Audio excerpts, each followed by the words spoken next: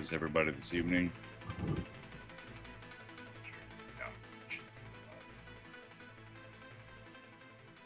There.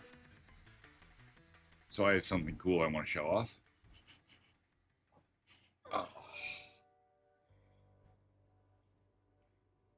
My toolkit has gotten to a point now where I can use the toolkit to test the toolkit, which is very, very neat. And this is a quick form I put together using the AUI tools.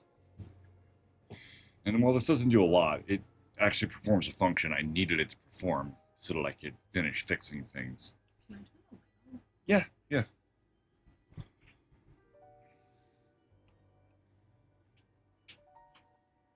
So if I put in some sample text,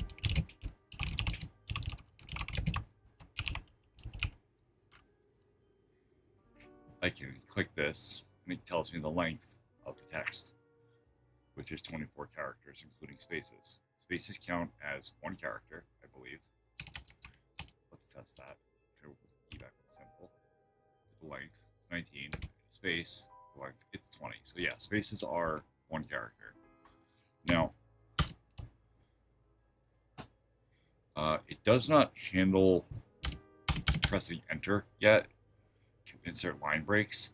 And I don't think I really wanted to because these are single line text box. That doesn't really make a lot of sense. One of the things I can do is click this. This gives me the width. Now, the width and length are not the same thing. Length is the number of characters. Width is the actual physical number of pixels that the font takes up writing that text. That's funny they came out to exactly 100 pixels, though. Get char tells me the character that is at the caret. Now, it's important to note that the caret position is actually past the E. That is intentional. It's kind of annoying, right? Because if you go to here and you get char, you get a T, which is what you would expect. But if you go to position 0, you also get a T. Do that here. Position 0, char caret T. And it's important to know that because it does create some mathematical issues later when you're counting characters, which is something that does have to be done. And in fact, it's being done twice every render frame for this because the caret position is counting the number of characters as well as selected text. Now, if I click this, I can get the length of the selected text, which is 9 characters, and the width, which is 57. This just tells me the width of the space character, which is 3 pixels. That's all that button does. But if you notice, when you mouse over, this button lights up, but these do not. We're going to get into why that happens in a second. And then a clear button, because why not a clear button? Also, the icon wheel is still there, just moved out of the way. All right. So let's get into why does this change color and these do not. Everything is themable. Every button, every text box, the labels, every AUI element can accept a theme class as an argument to the setThemeClass function. setThemeClass is a method of the core AUI control, which is the base class for every other control. They're all built on top of it. So where one supports a theme, they all do. Themes are written in basically JSON format. These are GML structs. You just need a function, which should probably be the name of your theme. You can add some metadata to it if you want. I chose to do that here. In your return statement, you should just return the struct. Now, I set up some variables that I use quite often. This is optional if you want to build your own theme. I would recommend it, though, because you get tired of typing make color RGB or make color HSV, whatever you choose to use, and then your parameters, especially for colors that you use quite often. So this is a nice little trick, sort of like CSS-var. So we return a struct. The struct contains all of the data that each thing uses. Now, ignore this because I don't believe I'm actually using any of this code, everything under classes gets used. And that's because I changed the way this works between versions.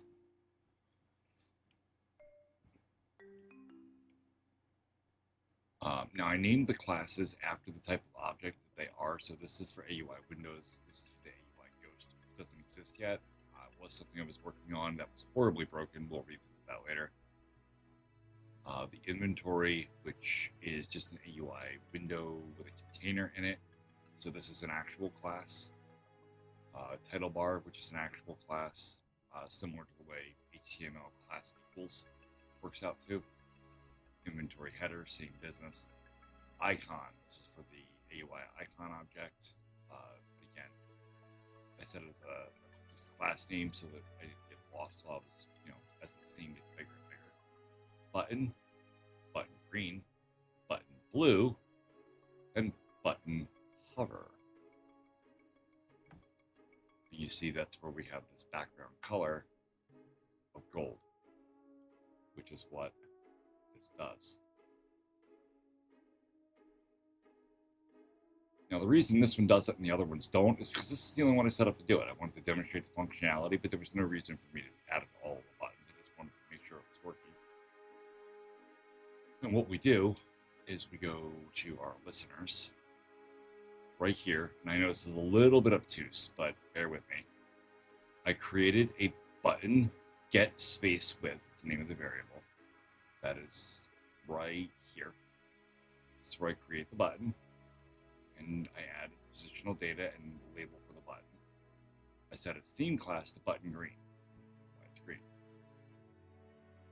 Down here, I add a listener to it to listen for the hover event. When the hover event fires, it changes the theme class to button hover.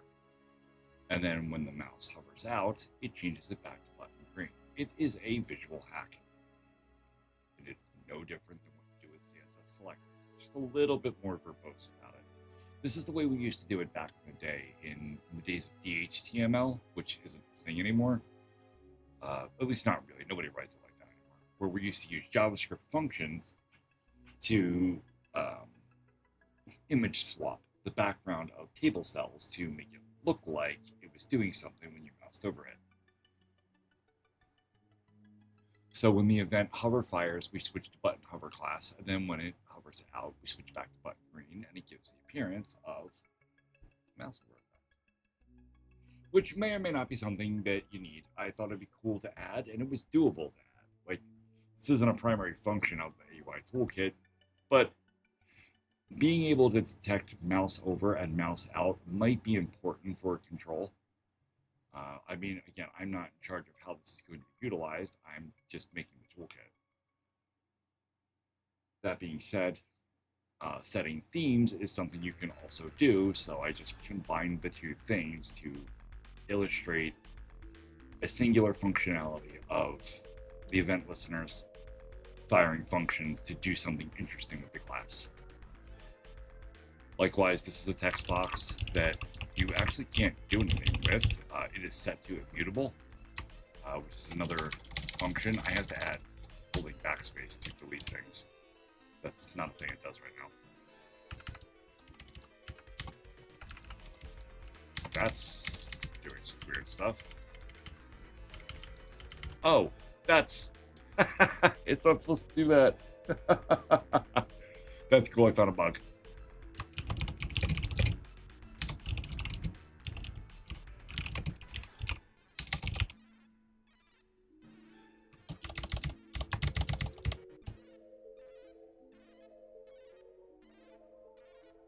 Okay.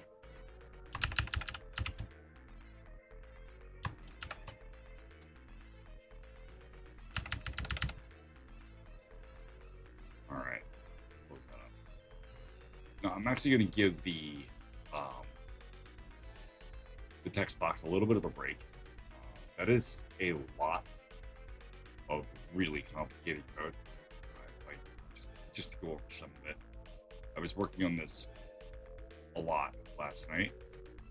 I do actually want to handle something real quick though. This handle input.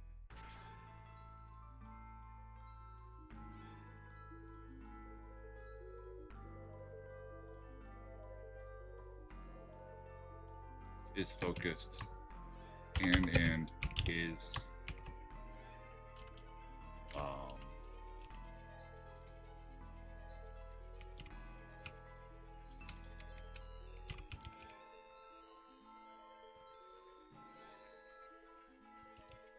I believe that's the name of it.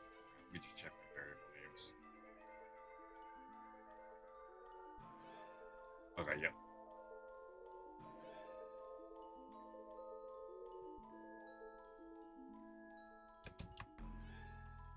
Actually, what I can do, straight up hack this in real quick so I have a better solution. If not interactive, return. And that'll just force it to dump out of the function before it does anything with handling input. That should fix that. Of course, now I think I have to, yep. Right. Which means now I have to go back here. And the text box.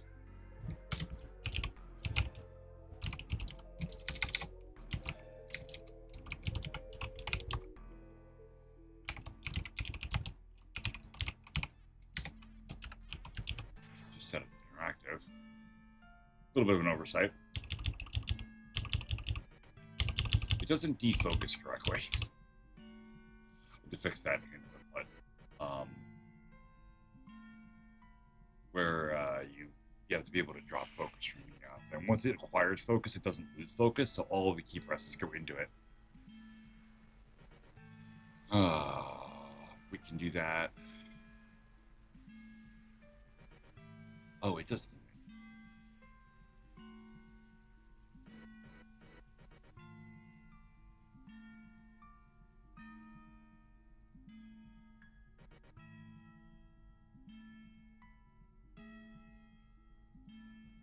If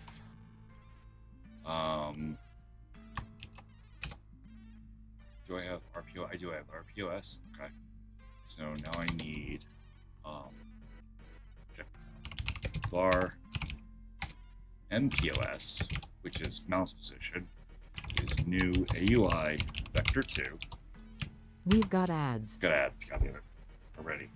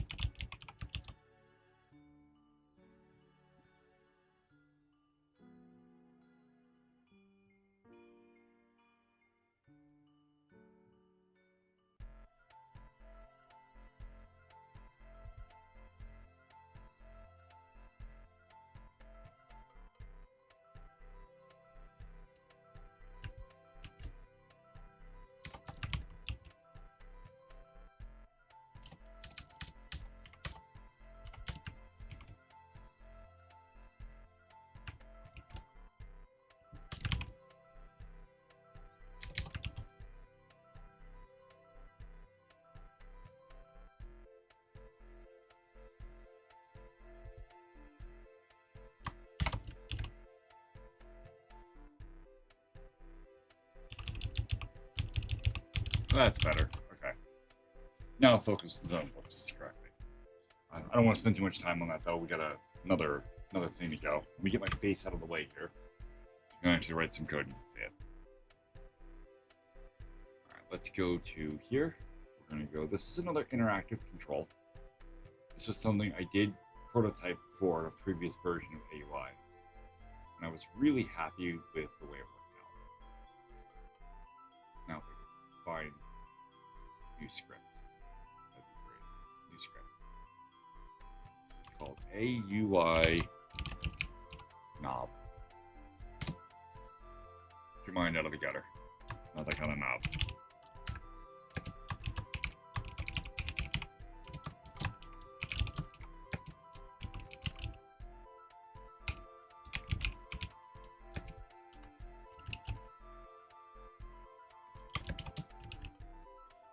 Right.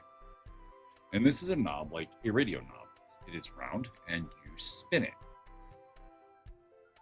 to change its value, which isn't super useful for a lot of things, but is kind of a neat tool that I really like. It isn't terribly difficult to implement, but it is tricky. There's a few gotchas because of the way the unit circle works. So let's go over the unit circle here real quick.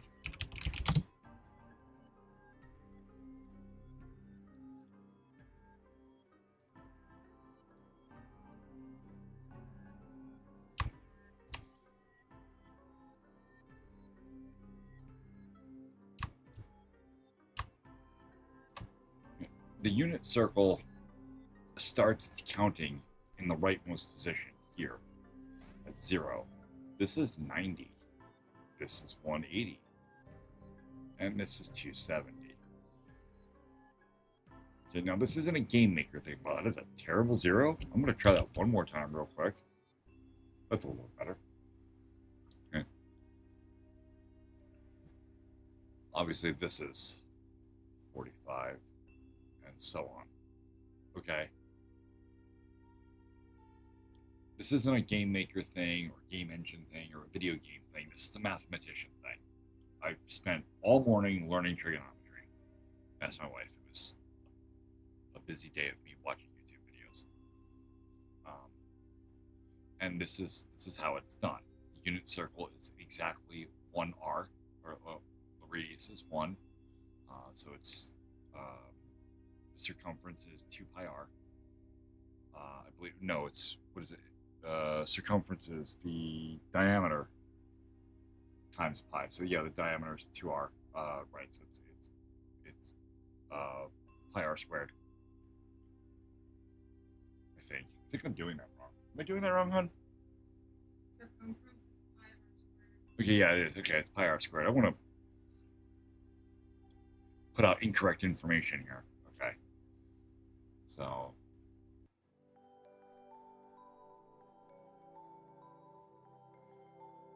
So, unfortunately, knobs, for the most part, don't start here and don't rotate this direction to go up in value. At least not here in America. I can't say for other countries, especially countries where right to left writing is a standard thing. They may be intentionally backwards. I don't have enough experience to say either way. But I know here in the US, when you want a radio knob, typically 0 is here, and whatever max is here. I was wrong. Circumference is 2 pi r. 2 pi, that makes more sense. Okay. Yeah, pi r squared is for area, right? So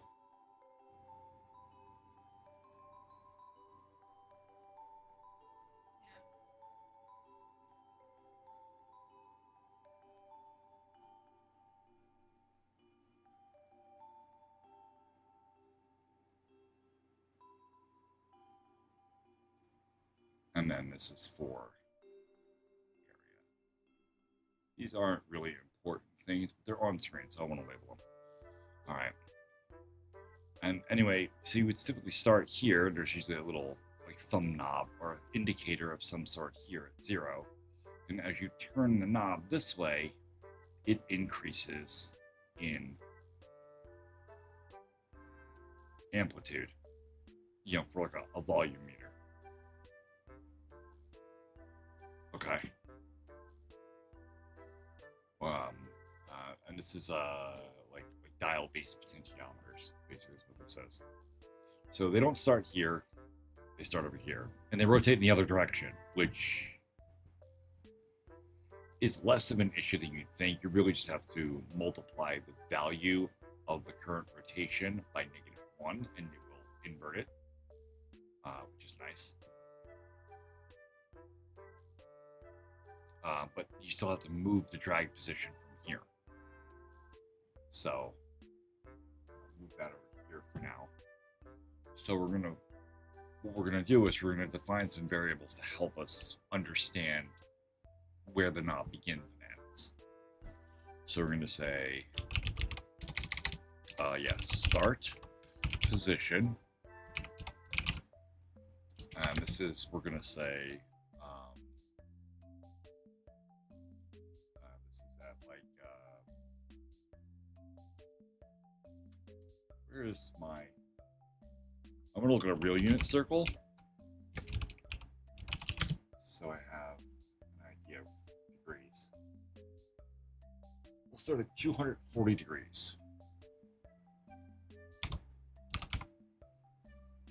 By default, that's about this location here. And we're gonna max out, unfortunately, on the other side of 0, which, again, is gonna be a bit of an issue. But the other side of 0 is 315 degrees.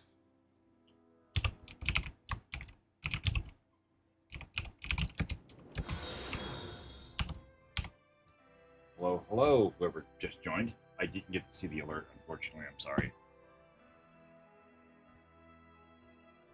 I can check my thing. Grog Dev. Thank you for that. I greatly appreciate it.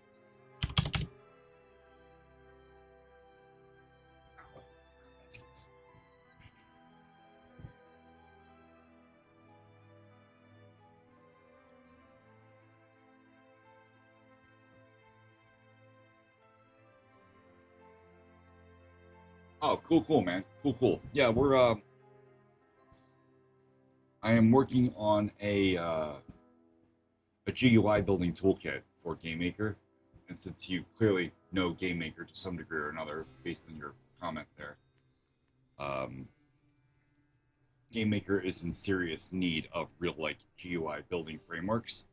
So I am creating text boxes, buttons, with a full event subsystem behind it, so that we can functionally build GUIs in GameMaker the same way you would build like forms with jQuery and JavaScript.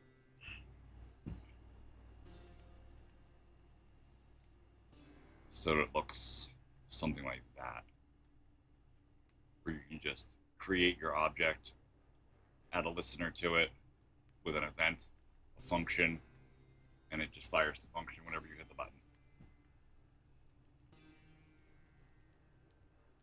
Or, trigger an event, whether it's text change, selection change, value change, whatever.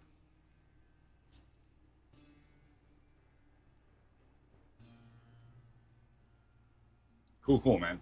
Get yourself some rest. So we're put that back over here.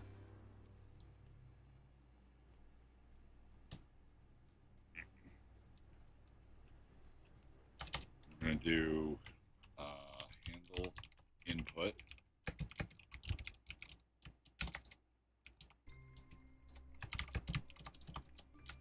And render, of course.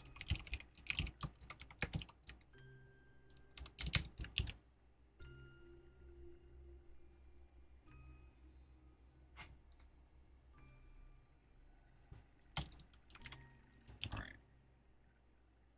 Now, if you remember how I did this. Actually, I don't have to remember how I did this. I still have the code. Let me just open that up real quick in Notepad, just to remind myself how I did this. So I do have this working in a different thing somewhere.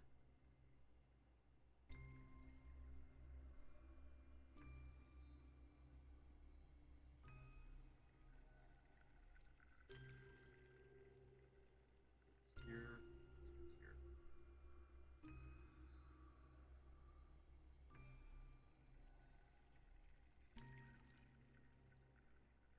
There it is. AUI knob. Let's open that up. Move that over here. This cannot possibly be correct. There is not nearly enough code here for this to be a functioning control.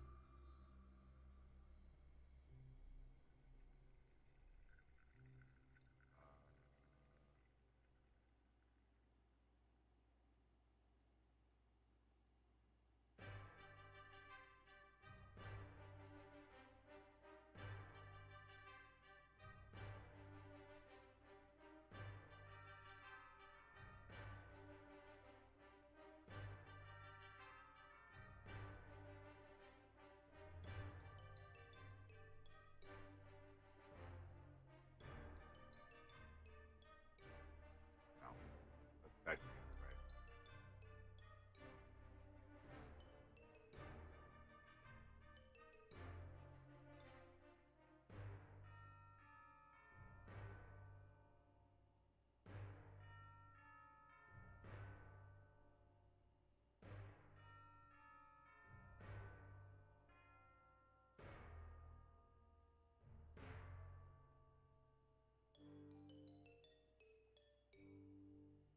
Well, I apparently don't have that code anymore. That's sad. We get to work through this whole set of problems all over again, but that's fine. This is how we learn. Oh wait, what's this? I thought I saved it what? Nope. No.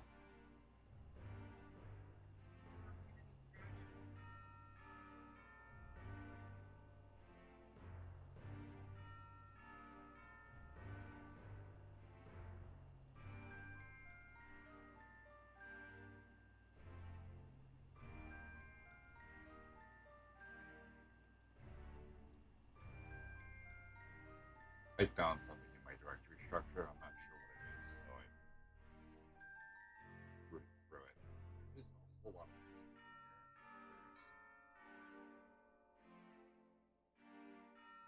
How you doing there, Oz? And yeah, no, my posture's rock solid, dude. I'm good.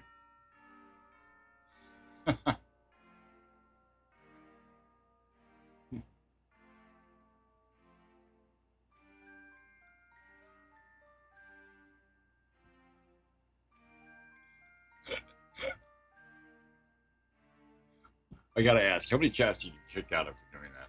Just wondering.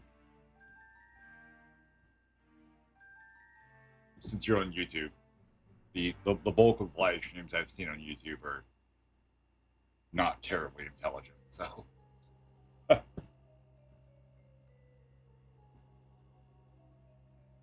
that's just because the no, I'm not gonna kick you, dude. I thought it was very funny. Oh. Not at all. All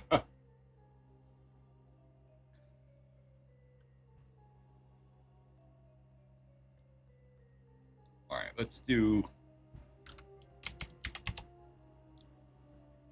I actually have to override show layout as well,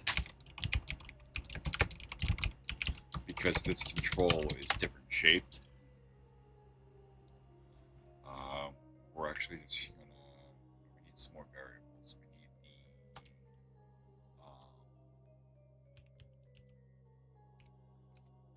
the radius of the knob, which that's not what I wanted to do.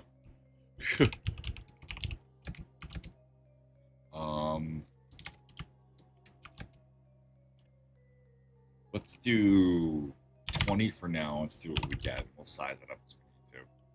So show layout, we're gonna say draw set color is make color RGB 2550255. That's that pretty magenta color that my wife likes so much.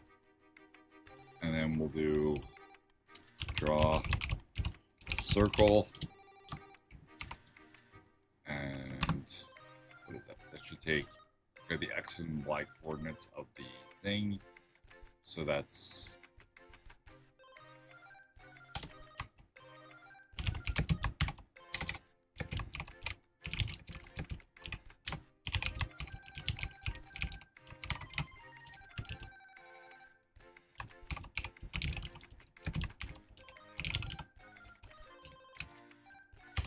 this isn't going to be right, but it'll get the circle drawn on screen. And then what, the radius, right? It should be X, Y, radius. Oh no, radius, and then if it's an outline or a fully filled in circle.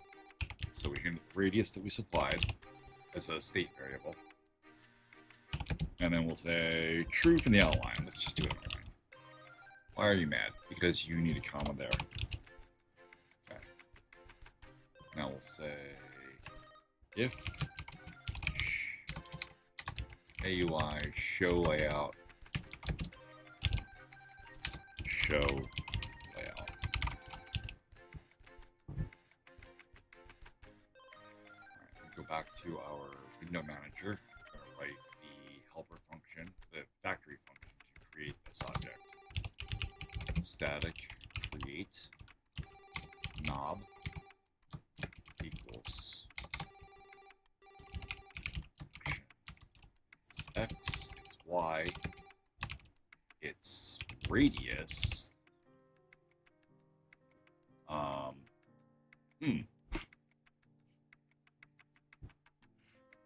Okay. I have to do a thing. That's neat. I did not foresee this. This is cool. Before I can even finish that, I have to go to my scripts here. Here's my vector2 script. All right, now I need a new one. Create script. Oh, this is AUI circle.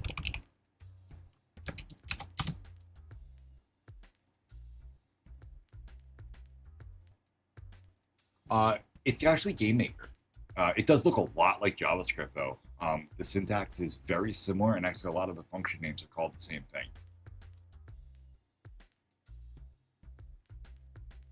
And if you write TypeScript, you will do really well with GameMaker.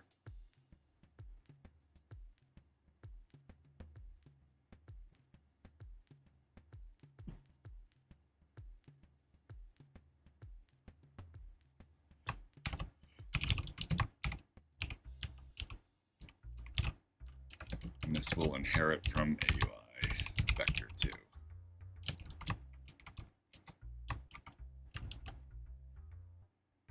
I don't think I need position for that. But what do I need for vector2? Oh, it does. It does need to X and Y, right? Okay, so we'll say X, Y, radius. And we just hand X and Y. And then we have to specify that it is a constructor. Okay.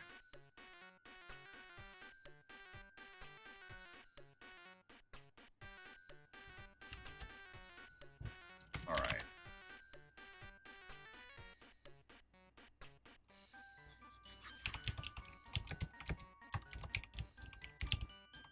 And the X and Y variables are handled by AUI vector2 that we inherit from. It's here. That gets sucked right in. And because we inherit, those values are, available for us. So just for some helper functions, let's do a get circumference.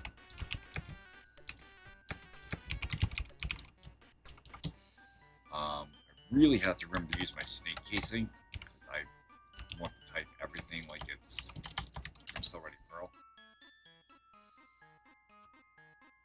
And, we said circumference is 2 pi r, so we're going to return 2 times pi times radius. that's probably going to make a big friggin' number. Like, I'll worry about truncating it later. Get area function return pi times radius times radius.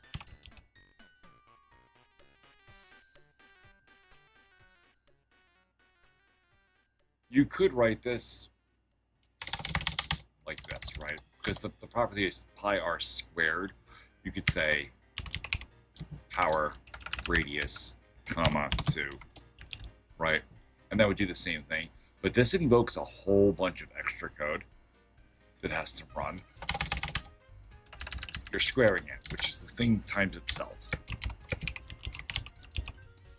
This will run without all the extra includes. All right. Now, the real reason I wanted to do a circle library is because all of my controls mount at the top left corner. But because of the way circles are drawn, it wants to draw the circle around the origin point, which is offset from every other control. So let me get paint up again.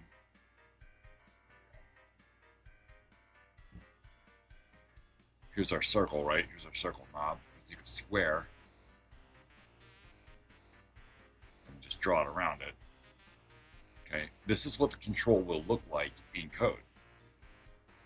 I need the origin point to be here, not here in the center. So to do that, we need to figure out how far up and how far over the origin point is set off from the center of the circle. But we already have that value. That is the radius. So if I say get top or get origin corner, right, equals function, and we can return a new AUI vector2 of x minus radius and y. That's not how you do that. That's how you do that. Y minus radius. Now I have a function built into every circle object that will give me its mounting point.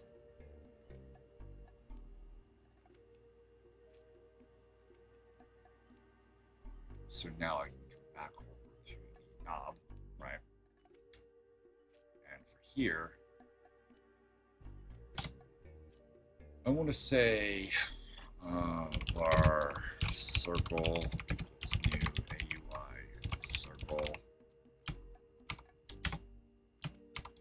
and we're going to hand it rpos x, rpos y.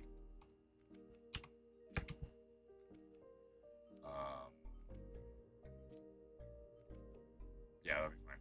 Because I'm not mutating the data, so this will be fine. And then radius. Okay. So now instead of using these values, I can say circle get. Actually, let me var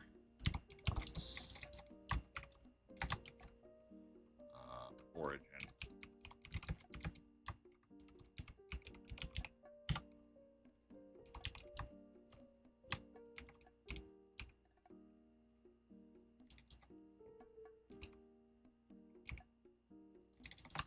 Why are you being a butthole?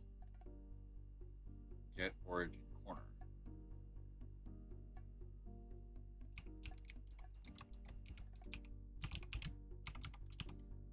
Okay. If it's having trouble. There's probably an error somewhere that it doesn't like it. I don't know where that is yet, but I'm sure it'll come up real soon. And I could say origin.x.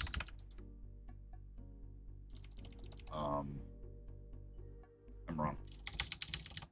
This is wrong.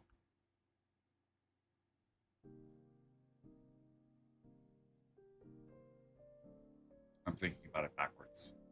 This shouldn't be minus radius. It should be plus radius. Yeah.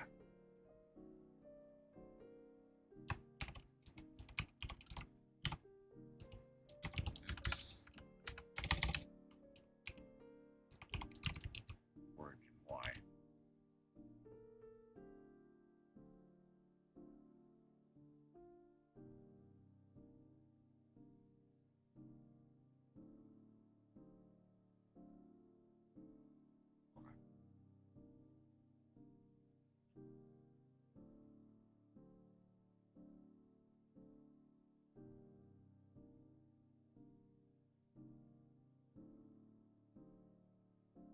So now I have to go back to the here. Okay, yep. I want to create the knob.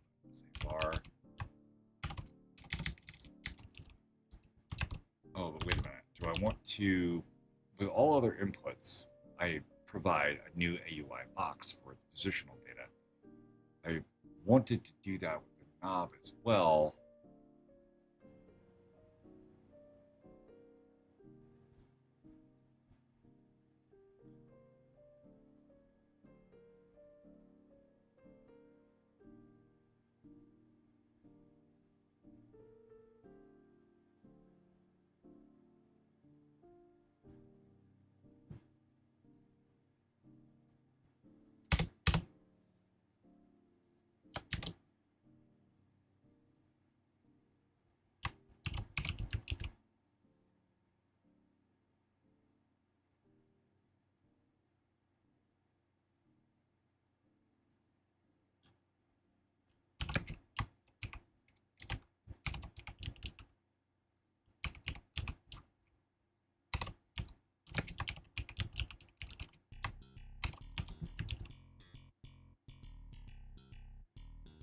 We've got ads. And there's ads. Okay, now if I use AUI to circle to inherit from my box and one object the other, I can be able to contain it correctly. Sort of.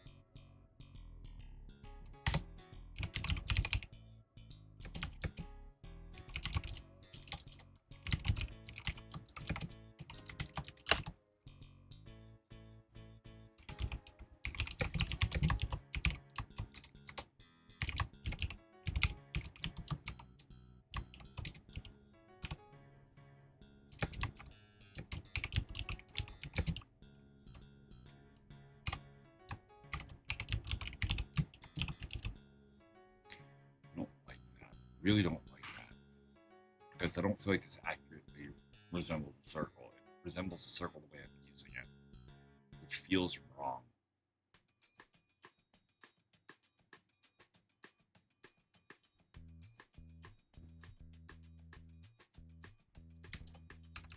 This is one of those I had to make a design choice and then I had to live with it.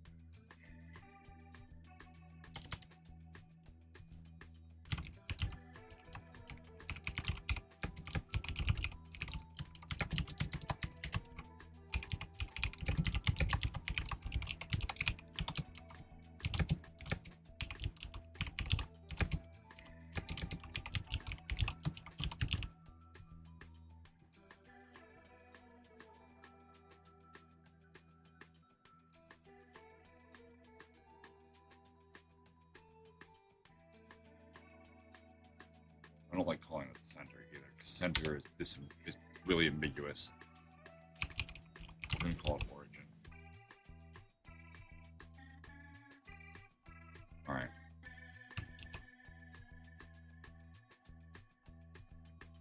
So position here is an AUI circle object, which means I need to actually need to set all of this real quick because that's wrong. Back to the builder. All right, I'm going to say var control equals new AUI knob, which takes a new AUI circle X, Y, radius. And we will add to registry the control and then return it. Okay, so now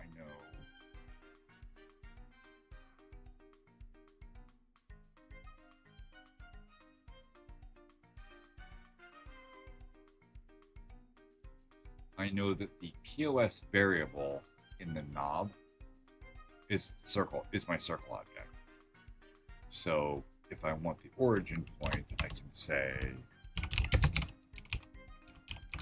or rather the mount point, or the origin point, is equal to POS origin. So then I can say,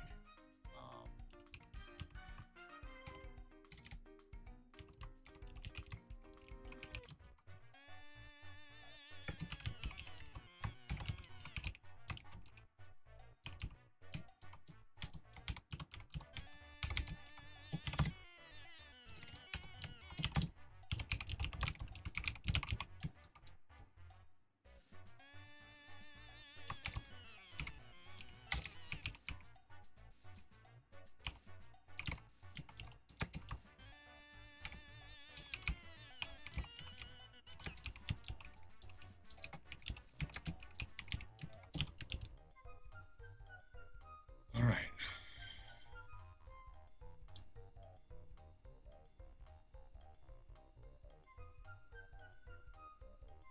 Let's go do our struct here for displays.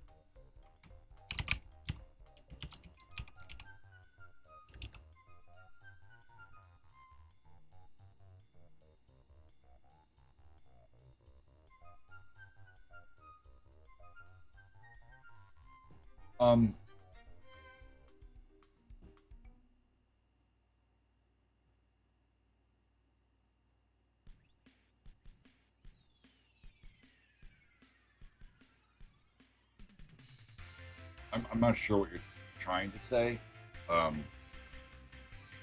What it boils down to is I was making a game in GameMaker called Rescue. It will be available on Steam when I get there.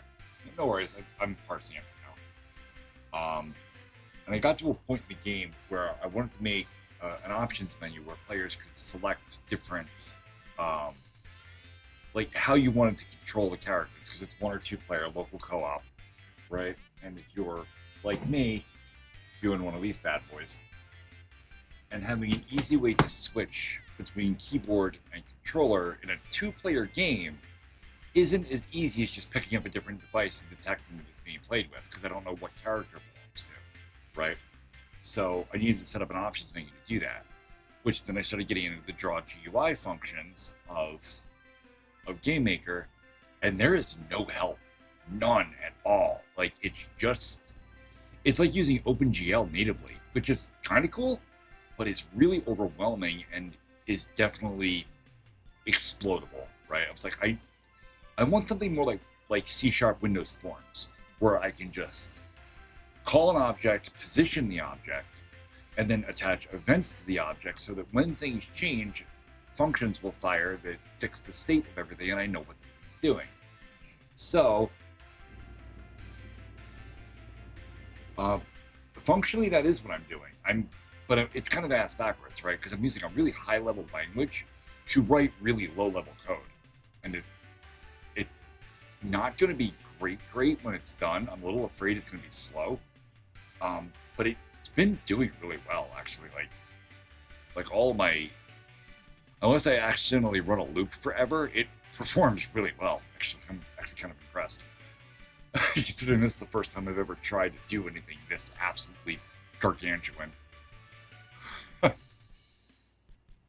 So all of this spawned because I have a need for a stupid GUI, but I'm like, I can't be the only person that has this need. So I'm writing the framework for what I'm calling AUI, and when I'm done with it, I'm releasing it to the gamemaker asset store for free. Just fucking use it. I'll document the shit out of it. It'll be fine. Okay, I added a new struct there, so we'll say if display knob, we're gonna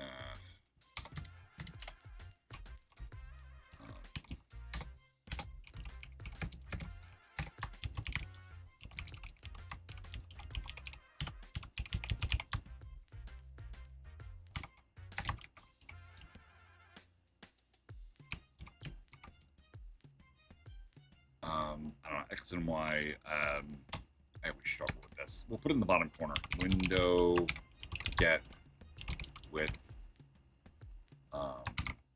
minus, I don't know, 150. Same thing for the height. Window get height minus 150, and we will set the width, or the radius rather, to 100. That's probably a lot bigger than I want it to be, but then we're going to draw a GUI because it's not part of a container. It doesn't auto render, so we have to tell it to knob render and also knob handle input. And then in lock, it'll just draw, and it didn't. It didn't draw.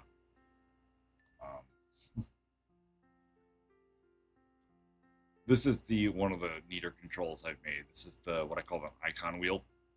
It's just an array of different things that you can cycle through by clicking the arrows. Obviously, there's only 2 things in it, but you know, controller, keyboard. I figured it'd be good for selecting inputs. It can be used for selecting difficulties or additional game modes, all kinds of stuff. Again, all of the stuff is configurable when you're dropping the objects in game. Every constructor takes arguments for its X and Y coordinate and its width and height, and then it does all the math for you. Which is why I spent all morning learning trigonometry. Anyway.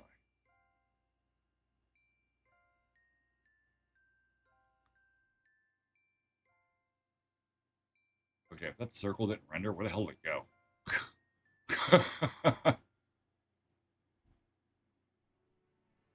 Okay, I told it to render. Okay.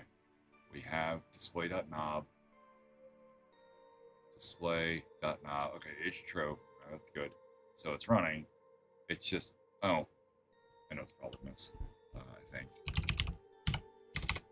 Knob set theme class knob. Alright, and then I have to go into code here.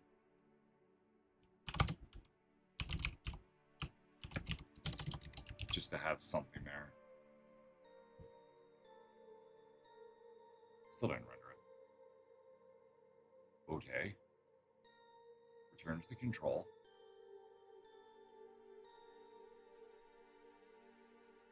Render it. Oh, I know why it's not. Dumbass.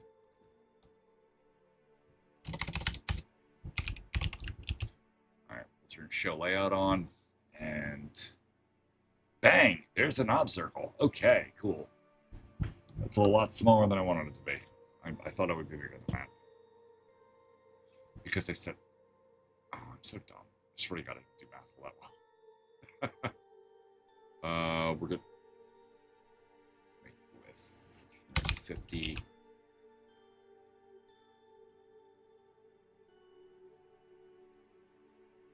It's still wrong. It's the same size. It didn't change. Right.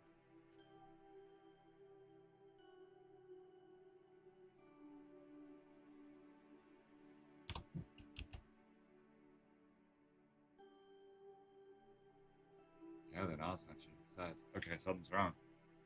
Cool. Let's find where that's broken.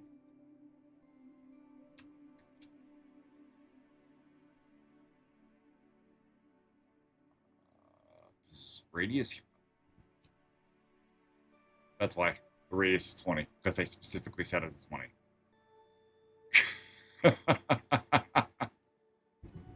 I actually don't need this at all, because position gets assigned in AUI control. So I say position radius. This is a little bit risky because I don't know how well this thing supports marshalling, but we'll find out right now. Yeah, it broke. Okay.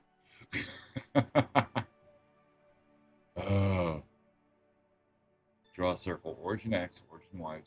Where? What's undefined? Is it? Oh, because I'm dumb. It's not underscore POS. Okay. Now it might work. That's circle. It's a lot bigger than I wanted it, but that's fine. Instead of 250 wide, let's go back to the original 50. See what we get. Hey, that's a pretty normal size circle. I can deal with that. Cool. All right. Oh. Oh.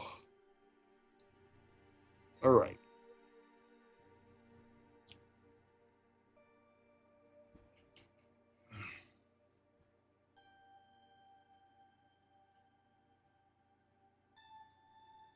Neat. Neat. You know, I could put this in that container if I really wanted to. I don't know if I want to. We'll get to that. All right. Let's go to theme class, and we'll set up our basics, right? So we always have a BG color, which we will say is just gray for now. We always have a BG alpha, which is going to be 1 for this. Do not put semicolons at the end of these lines. And we need a border color, which I'm going to leave undefined. Then a border alpha, which I'm also going to leave undefined. I could use the borders to just and invoke draw circle. You know what? Yeah, I will. I'm going to do that for now. And then the border alpha will be 1. And then we might as well set the background color to the maroon brown color I've been using for everything. Just for now. Again, the themes are fully overridable, so it doesn't really matter. And then I don't really foresee any text being written on the knob. But maybe. So we'll do font. FNT Arial 8. That's not FNT, that's DNT. Alright, and then we'll do text color. Also the gold. The text alpha is 1. That's probably enough for now.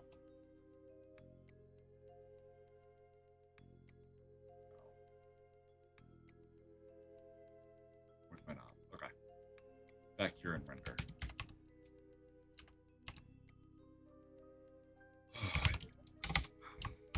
RPLS equals get position. Oh, it's gonna be a var.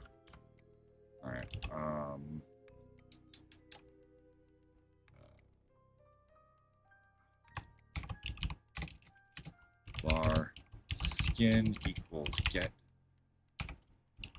skin, and that will automatically load that from whatever get set theme class provides and get theme class provides. All right, I can say if variable struct exists, skin, and then border color,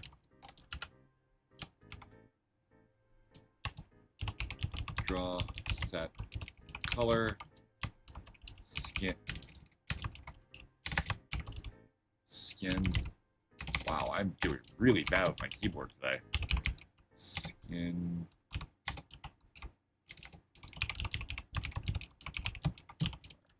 If variable struct exists, skin border alpha, draw set alpha, skin border alpha. I also forgot to say var d color equals draw get color, so we get whatever it was set to before we started drawing our object and set it back to it when we're done.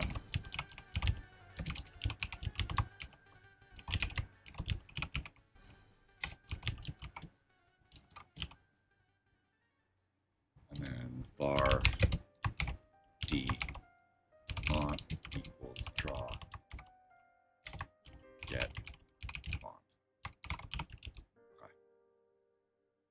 Because at the end of this, after it's all done, we want to say draw set font d font and draw set alpha d alpha, draw set color d color.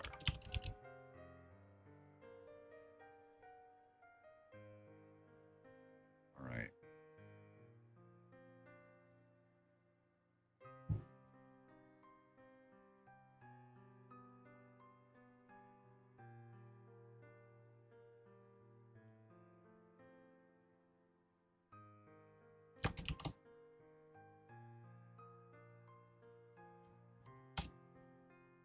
Oh.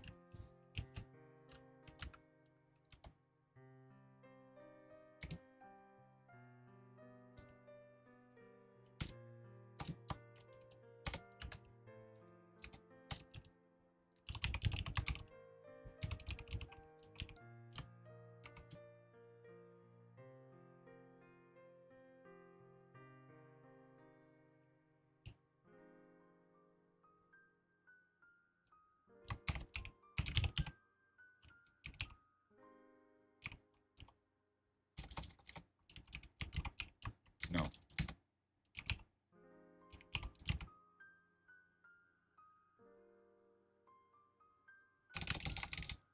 This is not going to return a circle. This is going to return an AUI box object.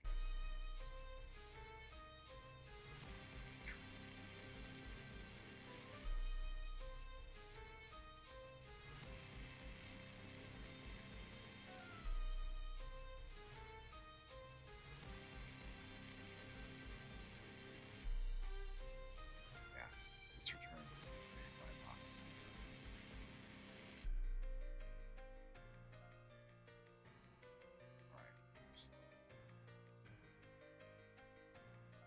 That's actually okay. Yeah. Sort of. RPOS dot x plus radius, and then RPOS dot y plus POS dot radius.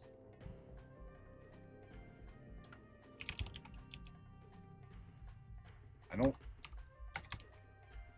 don't actually know what's going to happen here. And the reason I don't, like, I don't know what get position is going to return to me, because in fact, it may break. It may wholesale break. I may have to rewrite the function. How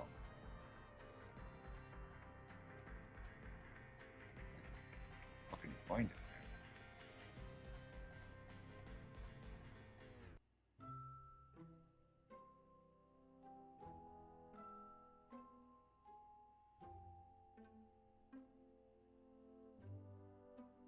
This may not break. It might just work. I didn't call any values that are specific to either one of the either circle or the box.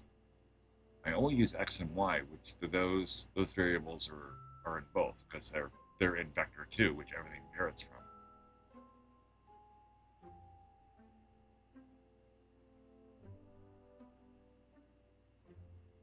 Which means I was right when I said I wanted to push the origin forward.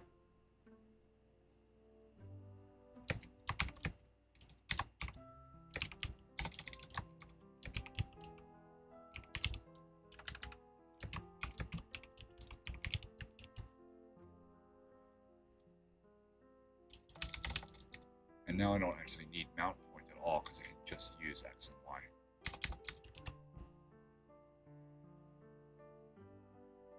Okay. Just check my renders.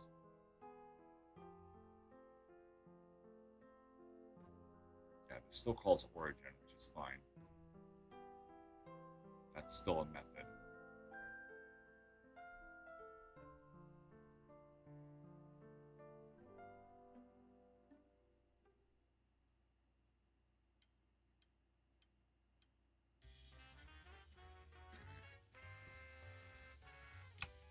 You don't actually need this or this. I'm just going to say radius, even though I should be able to say.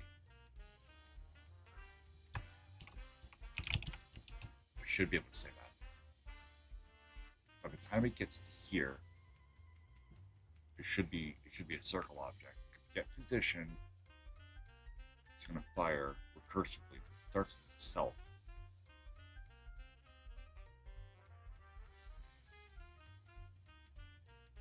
And it uses POS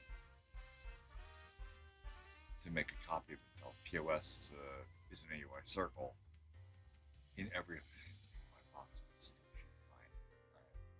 Should be. We'll find out when it explodes. I don't know, I feel really dirty about this, but it's kind of what like Marshall by reference does. Alright, and then I just need to say true because it's an outline.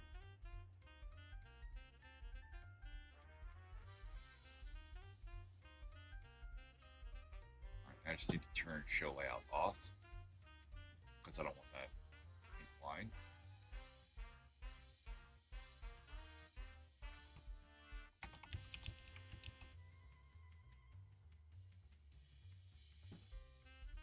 Okay, nice gold circle, cool.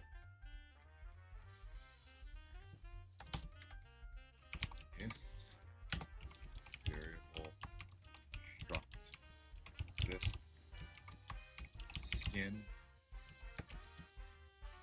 e.g. color, draw, set, color, skin, e.g. color,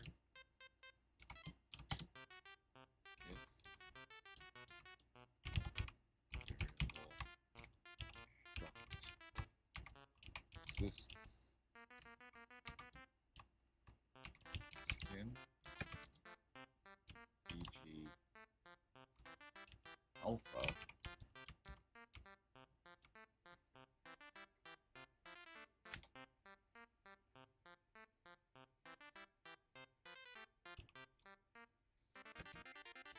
draw, set, alpha,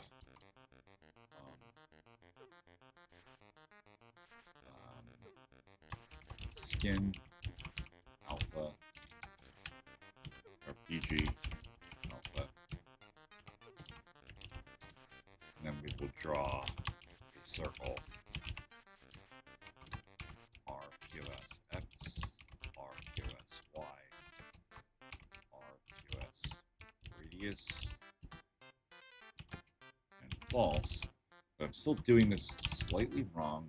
This actually should be RQS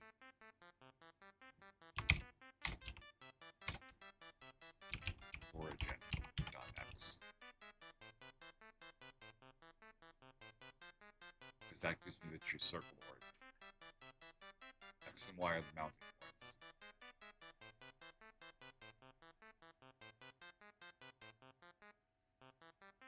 So we'll copy this and then paste it here.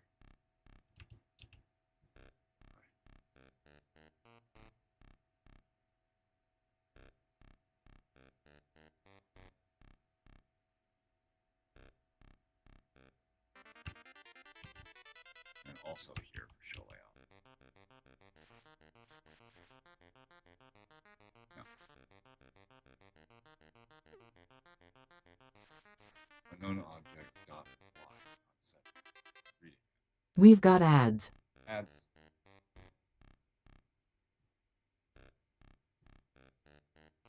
Origin is a function. So when we call origin, we have to treat it like a function.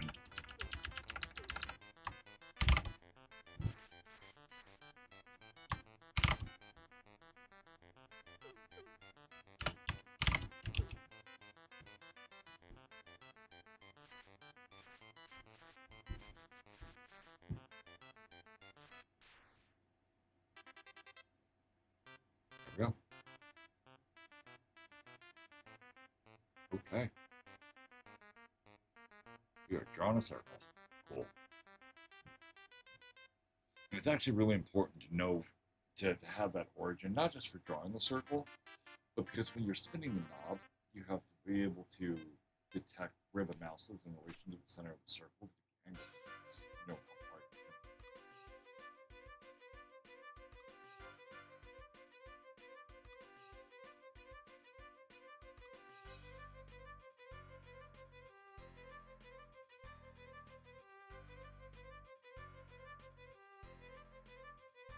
While I'm on ads, I mean, it's only for like 5 seconds, but I'm going to go refill my coffee and grab the smoke. I'll be back in 5.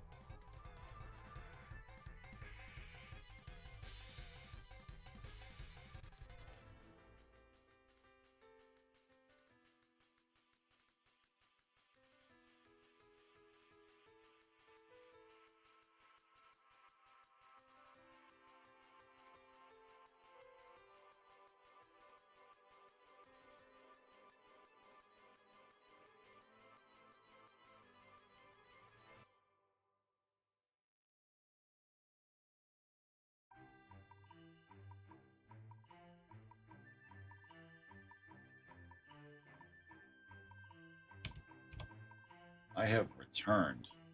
I don't know why I keep putting that down. I don't use it anymore. I have a better mic. It's just going to make a lot of noise here. There we go. All right, we're making circles. We're making interactive circles. All right, we're gonna.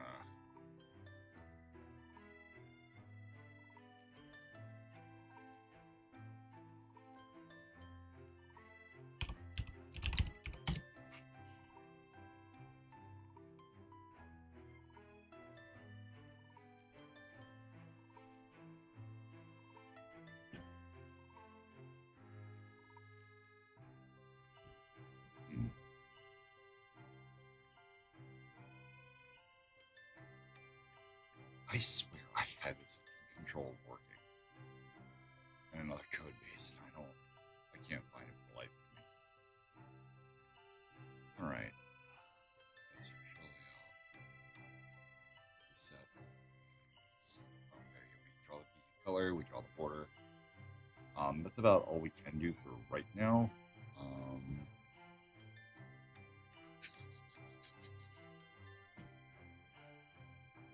No, I can draw the grip. Or what is basically the little circle here that indicates where it's actually pointing to. So we need to figure out what that point is. We do that with start position. All right, and a little bit of length dir. So this is after we draw the color, the background color, and the border. The grip should probably go here afterward. All right, so we'll say grip. I don't have any styles for this. So let's say, oh, you know what? Before I do the grip, I wanted to do text. I did actually want to do text. I thought about it. I realized it might be useful to label the control by putting text right on the control. So we're gonna do that, and we're gonna add a function to set text equals function. I use the variable underscore v. I need to get my face out of the way of the code so you can see it. I always use underscore v for mutators, as it stands for value, what you would see in like C# properties. Then we just say text equals underscore v. All right. We'll get the grip in a second. Let's do text. So if variable struct exists, skin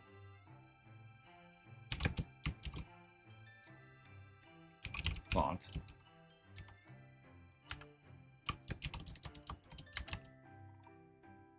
actually wrap this up a little more. If text not equal undefined,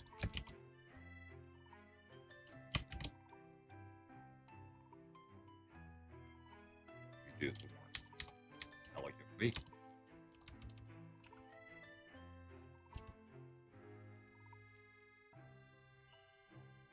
Draw set font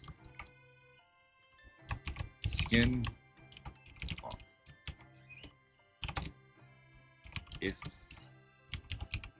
variable struct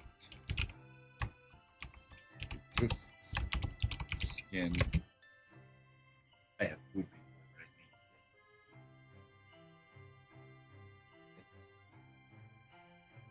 think that's rude. She was holding it just out of reach, then pulling it away when I would reach for it. That's not how you love somebody.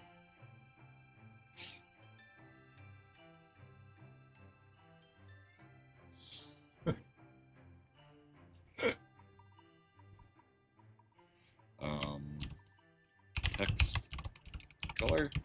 Sure. What? Saw what you did. Good.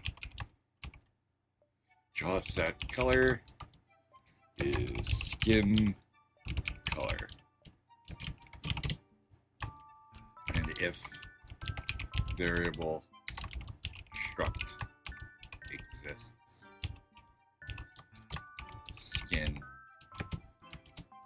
text alpha, draw set alpha skin. Let's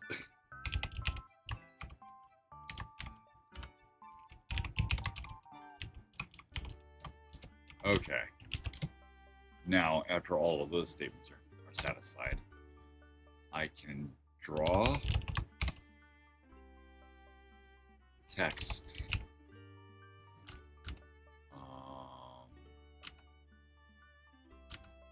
transformed, and we're gonna place the text.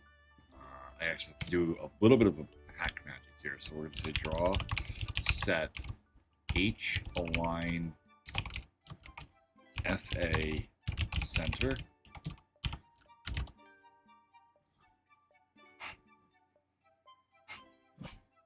The X position of the text will be the origin point. So we'll say origin. Is that a thing, or did I? It's not a thing. It's RPOS origin is a function X RPOS origin dot Y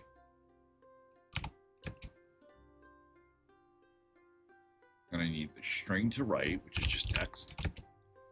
Okay, now I need the X and Y scale, which is going to be 1.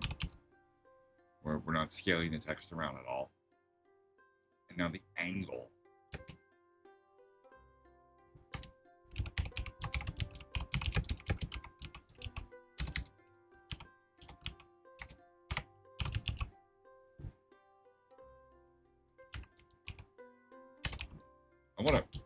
I don't like this. We're gonna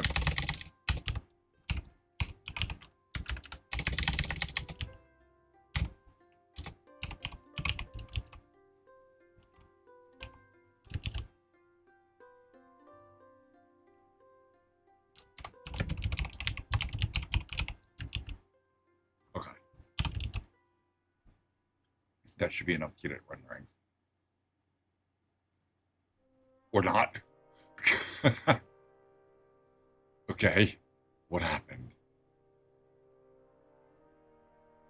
It doesn't have text associated with it. I didn't set text with it, so let's do that. We're going down here, and here we'll say knob set text knob. That should be enough. It says knob. Cool. So now the neat thing is, with knob being locked or knob being drawn with text transform, so now when the angle of the button changes, or the knob changes rather, we'll set it to 46.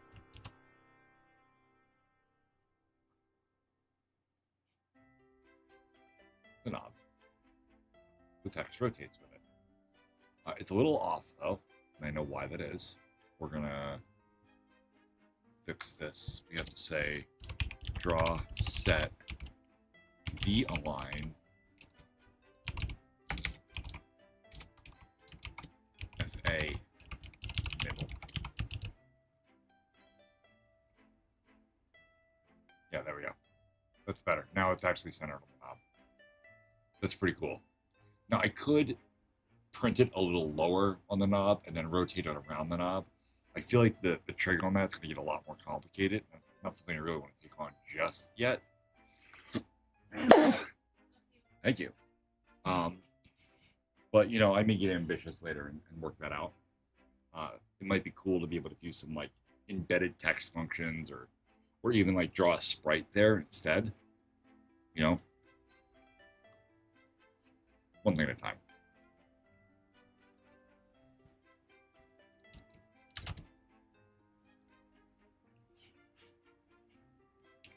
All right.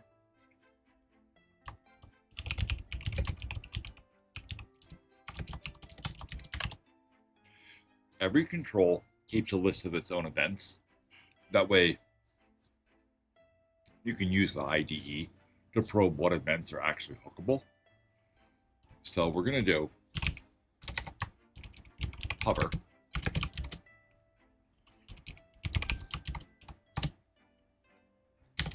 That's, there we go. We're going to do hover out.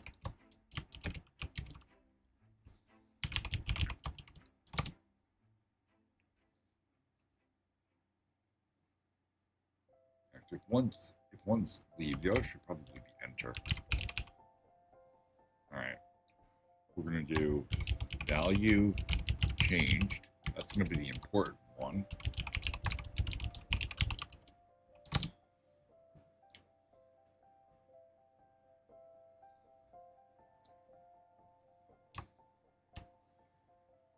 And when we dispatch the event for value changed, I will include in the event data the new angle, not just the value that it represents, because they are different things. That being said,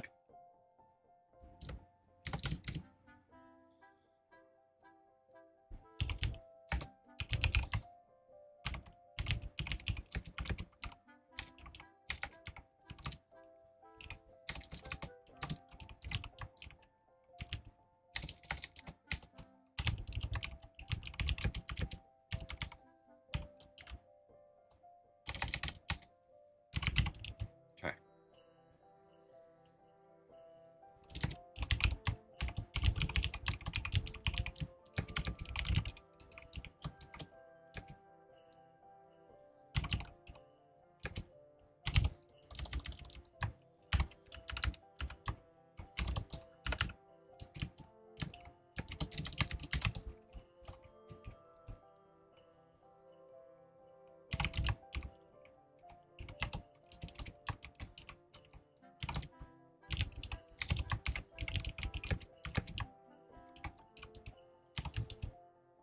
That way, if you need your control to go between, I don't know, 25 and 50 for some reason, that is an ability you have.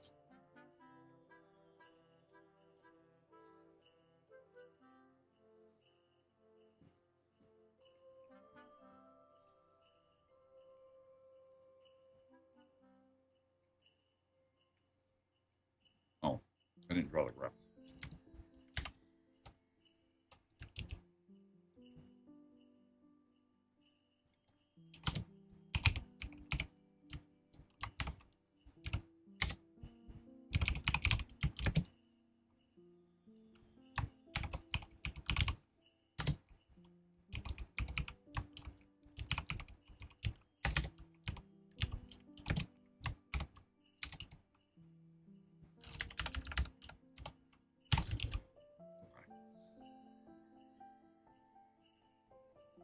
I don't need vector 2 or this right now.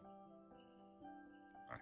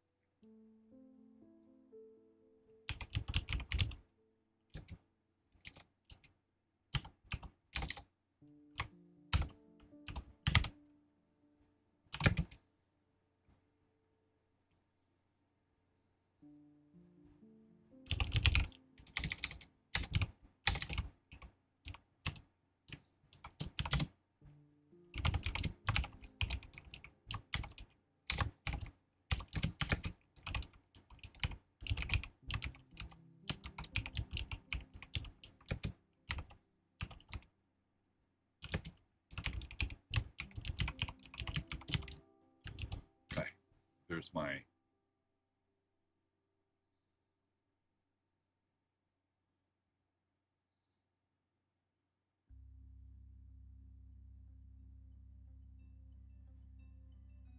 the IR X and Y for the X and Y thing. A little more than that.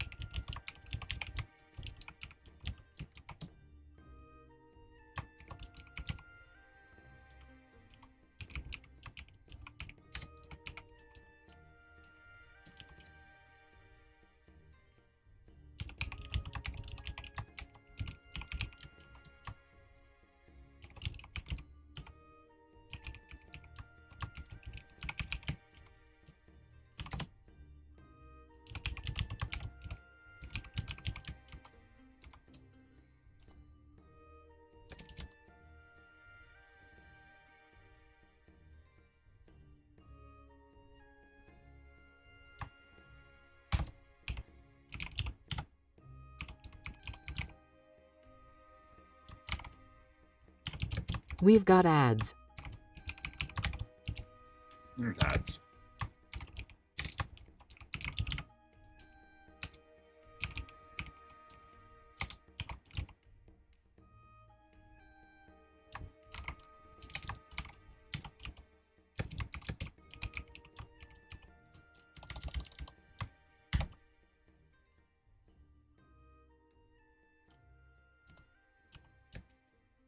Okay, the radius of this circle needs to be really small, like a fraction of the actual radius. So how about radius times 1/8? False. It would be a fully colored thing.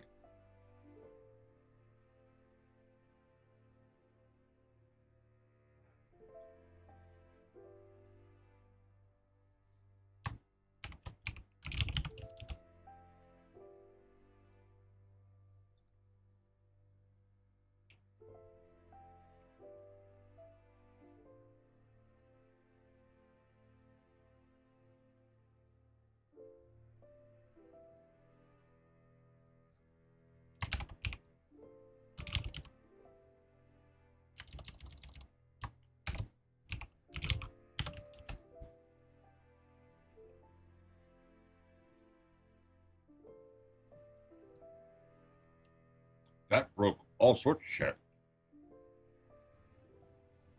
Oh.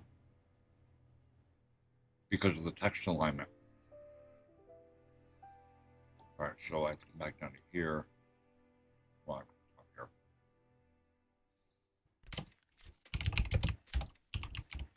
The each align equals draw get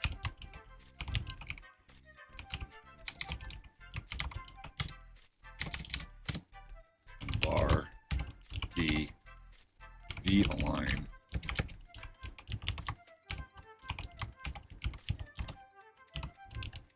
then down here I have to reset these values. Draw set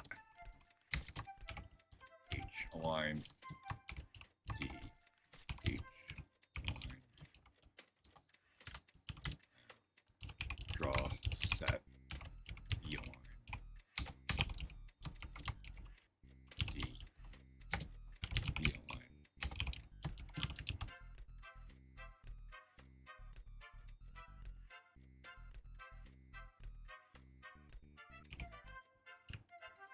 That should fix it. Yeah, there we go. And if we look, knob is directly in line with the grip.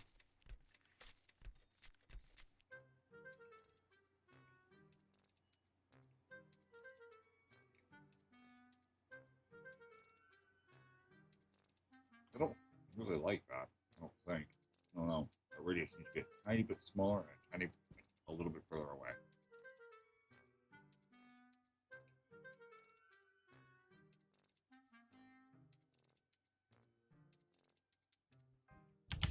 Make it 1/10. Instead of 3/4 of the way. Well, let's test what it looks like at 1/10. Might be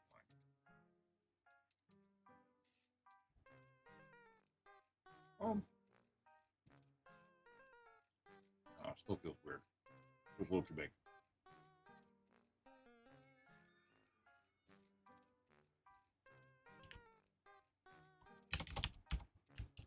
I heard that, honey. 1/20th. Okay, that's actually really good. It's a square at this distance, but it's there. Or at this size. I don't know if I like it that way. Oh, 1/16. We got a tiny bit bigger again. Okay, at least looks round there. Okay, I can deal with that.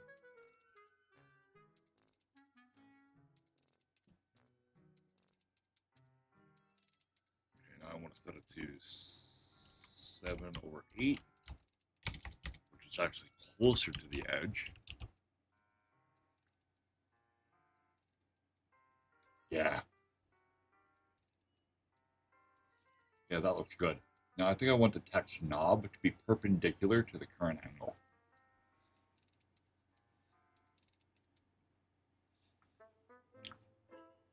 And we can do that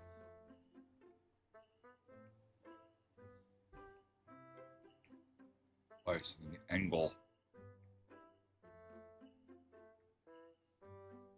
-90.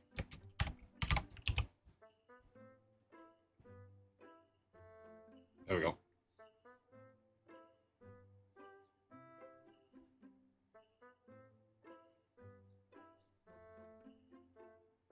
Cool.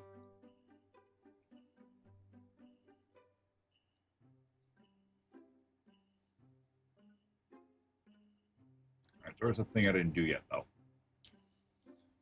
Back up here, above BG color, but before the borders are drawn.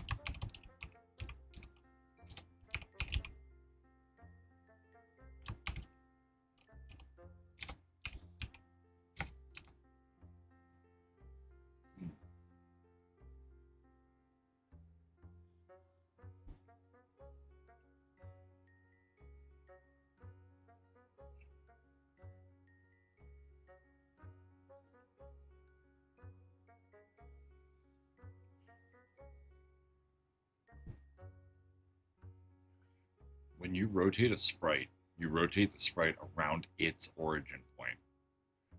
Which something circular like this, the origin point would have to be in the center of the sprite. I don't know if there's anything to do about that.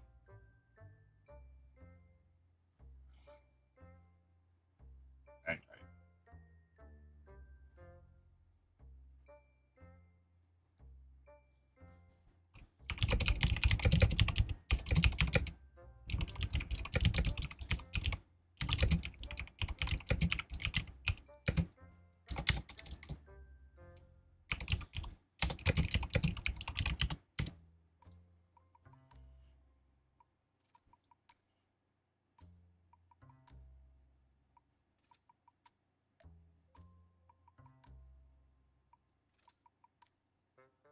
Okay.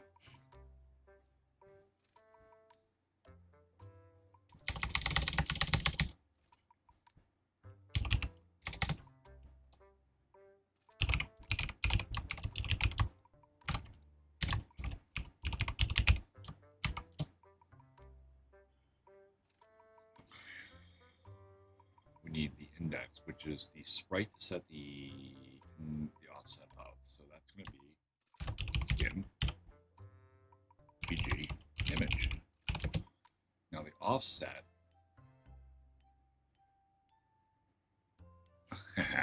is sprite get width skin PG image divided by 2. And then sprite get height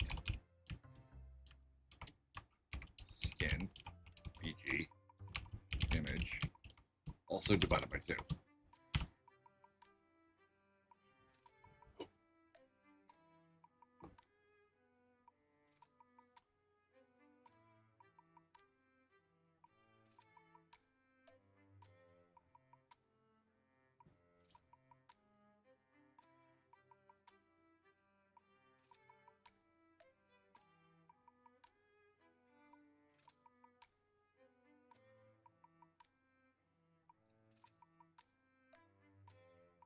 Yeah.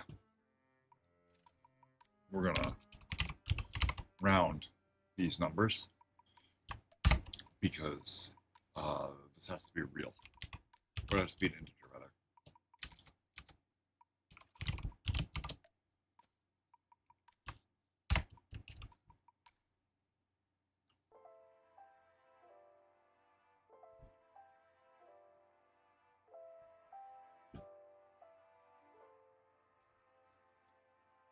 Okay, now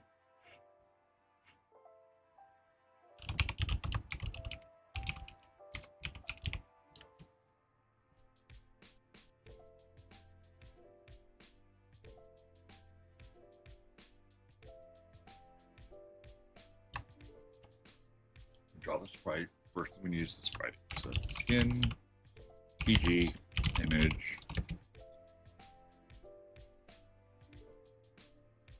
the sub image, which is 0 for now. Oops. I forget what 0 does. 0 my number pad is a hotkey for something.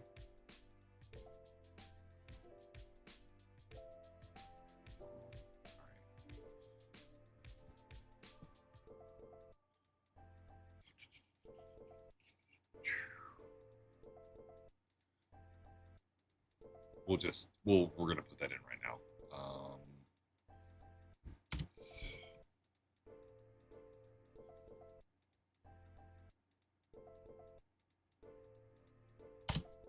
PG image undefined PG image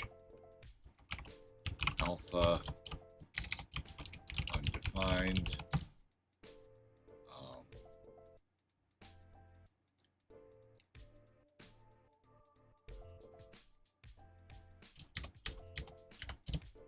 PG image, no, PG sub image undefined. Okay. That way I can just use it here. And I can do that by saying var si equals 0. I could say if variable struct exists, skin bg sub image, then si equals skin bg sub image. Okay, and I can just say si here. You don't have to worry about it. Now it just works. All right, the x and y. This is the origin point of the circle mount point.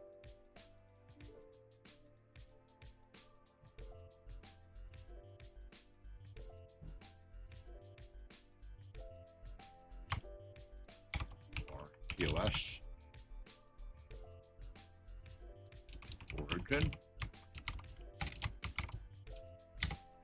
x.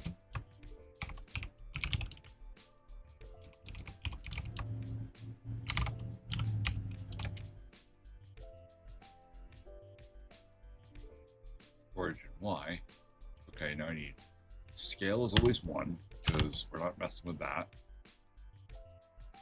Rotation is current angle. The color, we're not going to color blend. We're just going to use C white. And then the alpha,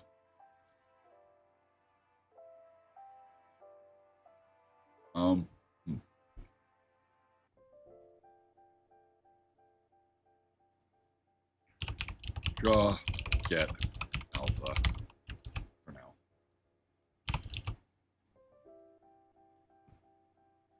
See where it breaks. Oh. Oh. Well, I didn't see that happening. That was more what I was looking for.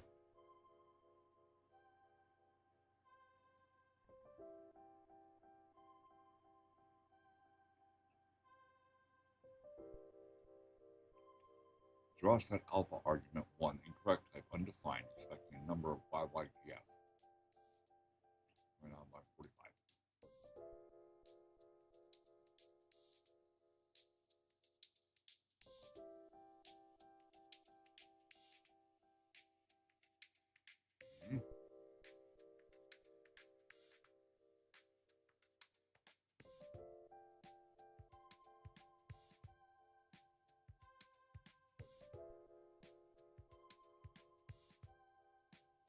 DG image alpha.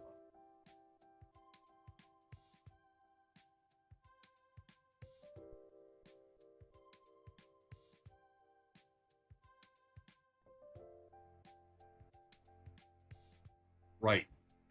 Right. Okay. Tiny caveat.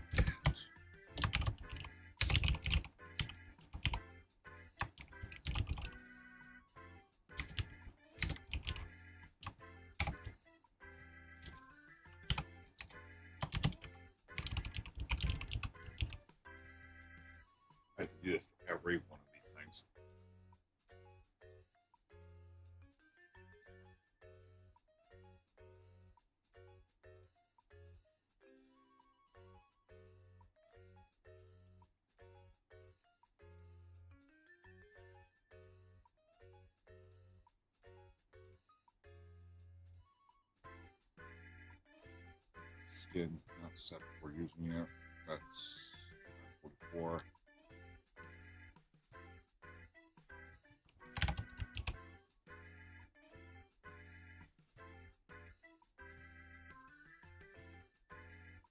Okay.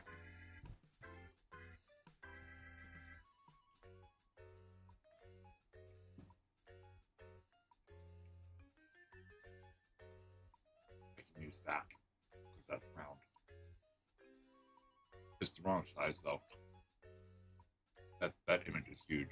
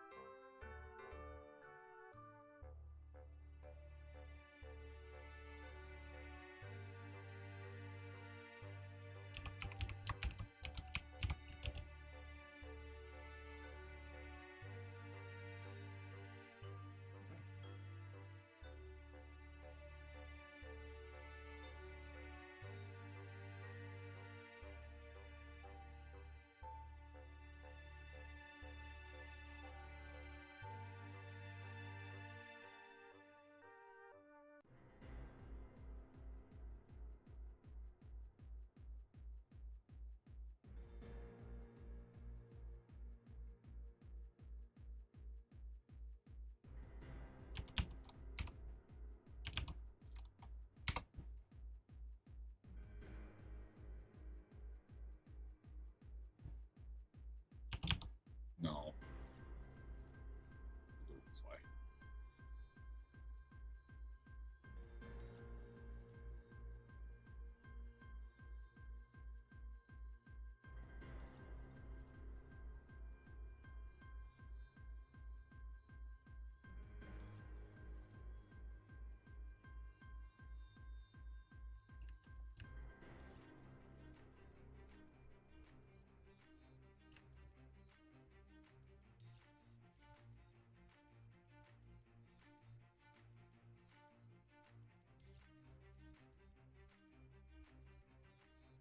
You know what? Scroll this thing to the left. There we go.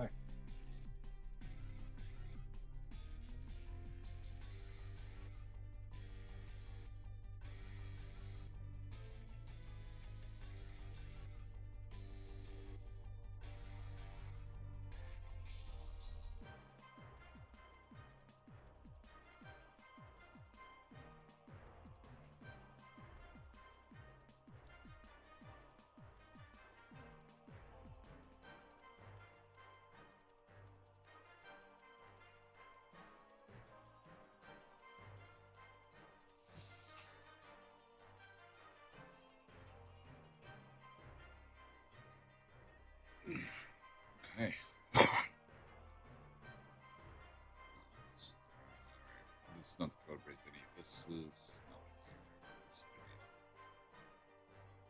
need.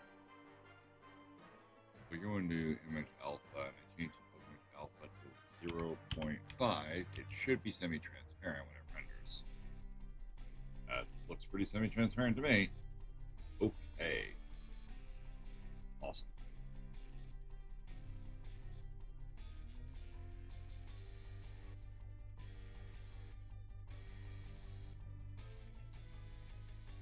I'm half tempted to put in some additional theme parameters like use grip as a boolean, just to simplify some of this logic.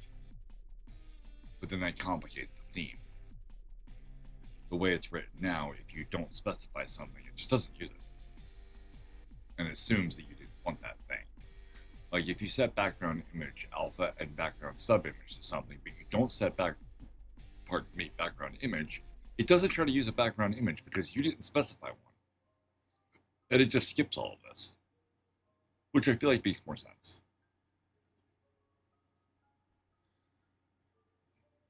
Okay. And now, if you look here, the origin point is actually set up in the top left-hand corner. This code here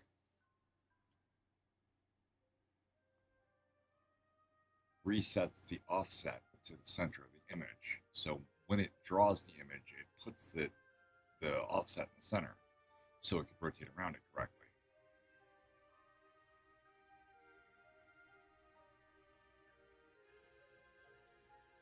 All right, let's handle some input. First, we're going to say, let's get our mouse position, or our RPOS equals get position. Var MP equals new AUI vector 2 mouse X mouse Y. Now, with those two variables, I can say if AUI box point in box, the point is MP, the box is RPOS, this is going to fail miserably.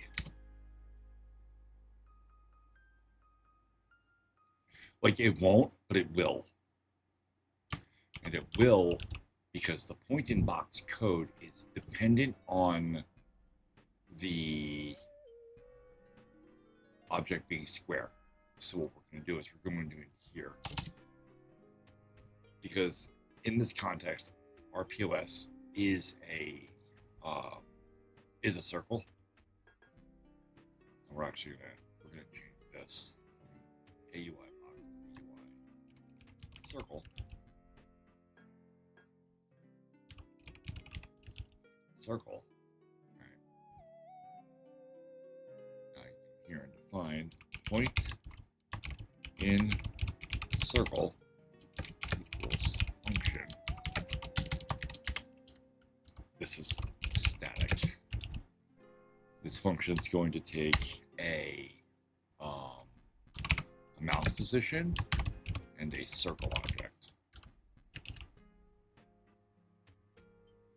So now we're just going to return point in circle.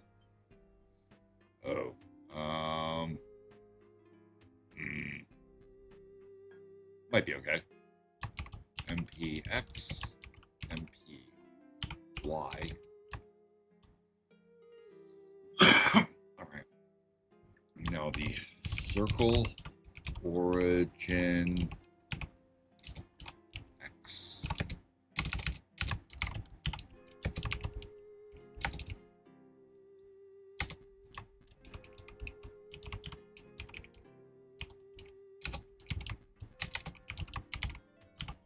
Y and the circle radius.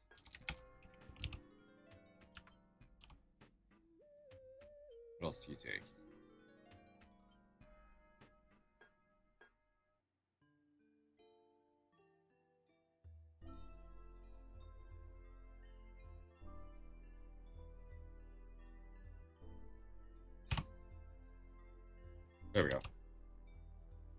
Yeah, this is just a wrapper function for the built-in game maker's point and circle, because typing all of this is a pain in the ass, and I want to use my objects because I have my objects handy all the time. We've got ads. There's ads. Where's knob? Right here. Okay. So now we have UI point and circle. Okay.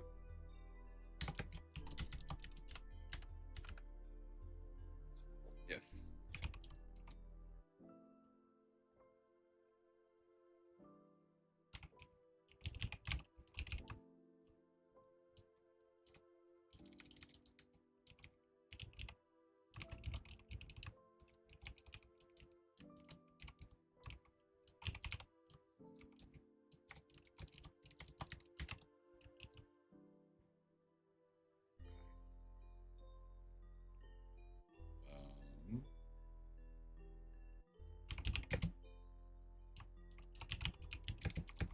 equals new UI vector 2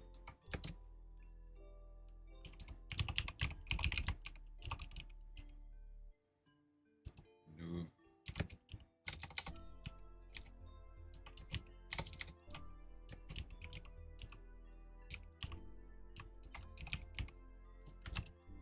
y. That's now an also a vector 2 object. I'm gonna change this to m delta. The word delta always means change, but the m might hint at the fact that I'm looking at the mouse. That way, if I need a t delta for time or something like that, although I shouldn't, not for this. All right.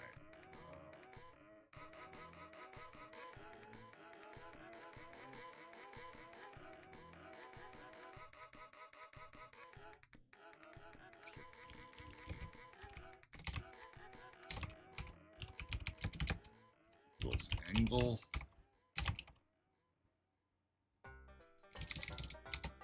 I just need the angle of the mouse from the origin point. So it's an angle. No. I need point direction.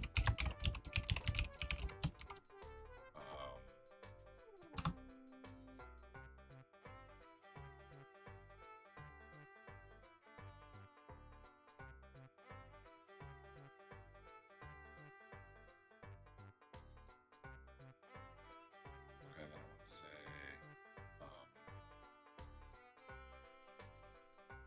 the first thing is RPOS origin X, RPOS origin Y, and then MP X, MP Y.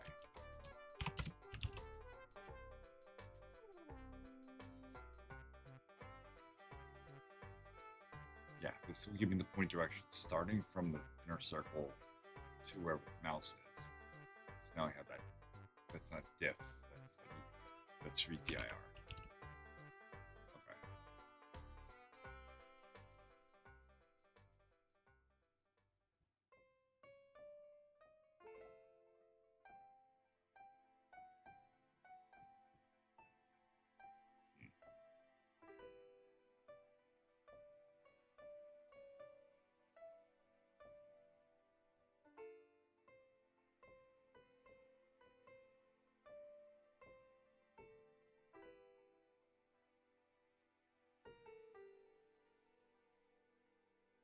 Thinking about how I want to compare frame by frame the change.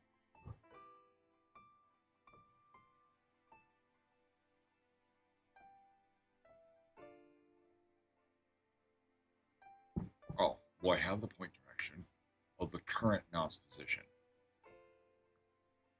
which if we're moving the mouse while changing the knob will be different, will create an angle difference.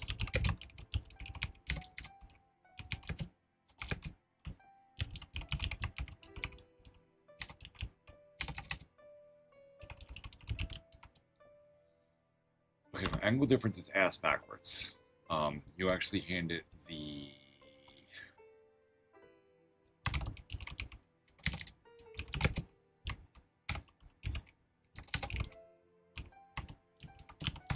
you hand it like that.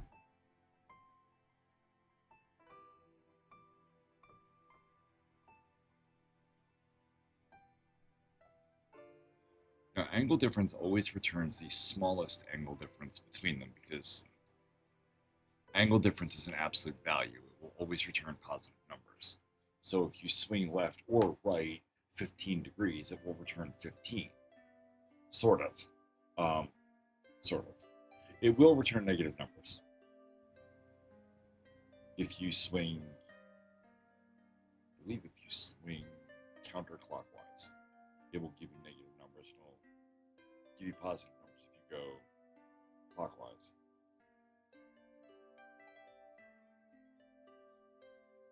The thing is, when it gets to 180, because the angle difference could be negative or positive at that point, and it never gives you anything more than 180 because it's 179 the other way around, and it always returns the shortest value or the smallest value.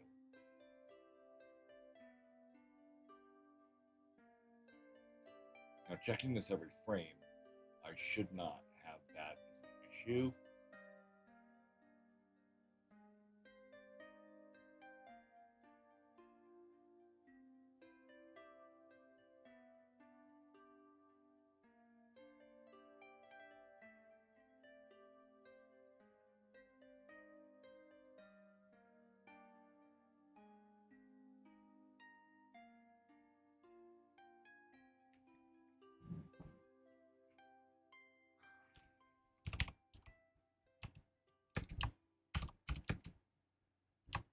This is not going to do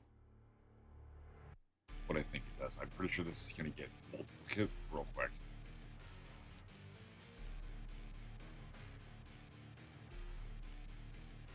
Wrong number of arguments for point in the circle.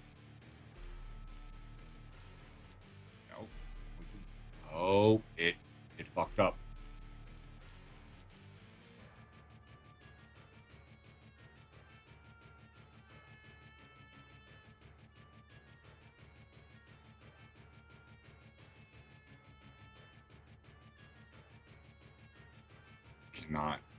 Cannot clobber the namespaces that GameMaker is using. So we're just going to change it to that.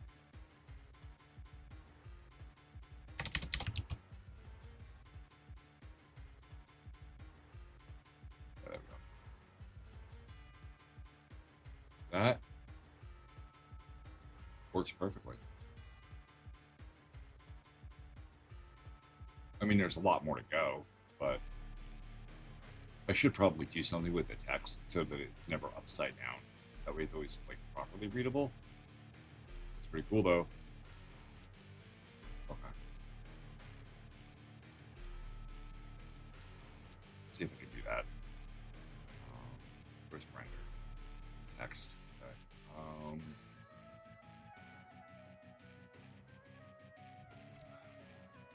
If cur angle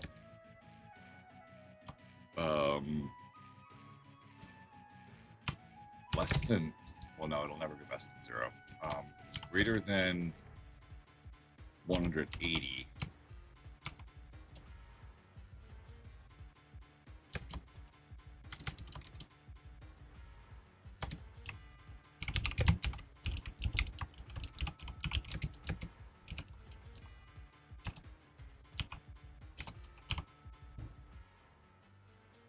then text angle times equals -1.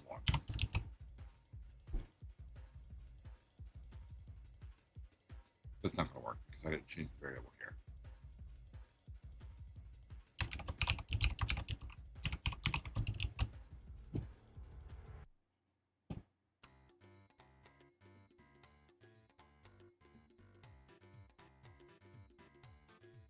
Well, that's not what I planned on it doing, but that's very funny. Okay. Okay, well, the text angle is supposed to be perpendicular to the dot anyway.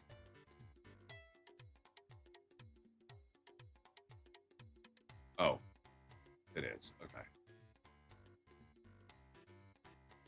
So I can actually remove this, and I can add it to here.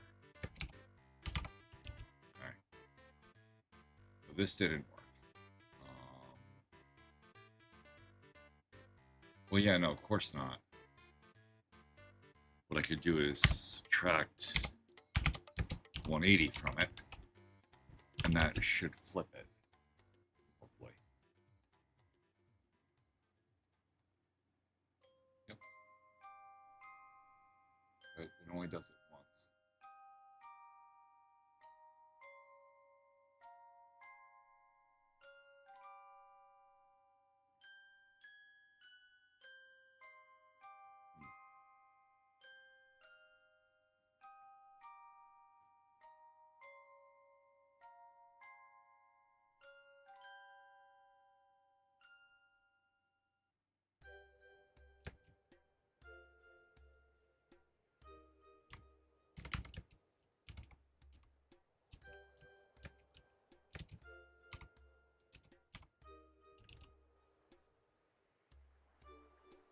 Oh, that won't work. Because if this proves true, current angle is less than 0, I'll just subtract 180 from it, which will flip it, but it will keep it less than 0, and then this will keep firing.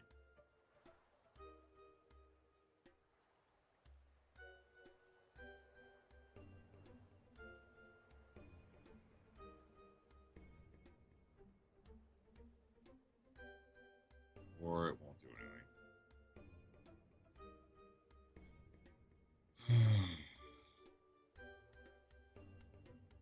Alright. That was cute. We'll just leave that be. That's not super important right now. We can look up how to do that later. Neat.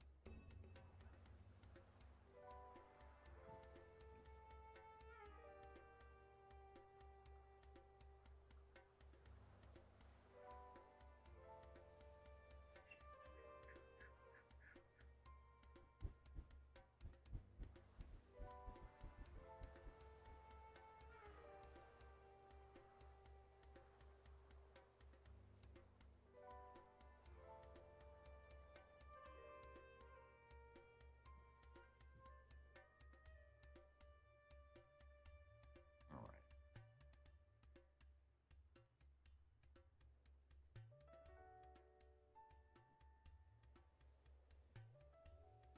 Well, they're still studying the start and stop angles and working out the actual value transformation, but I want to write helper functions to do that.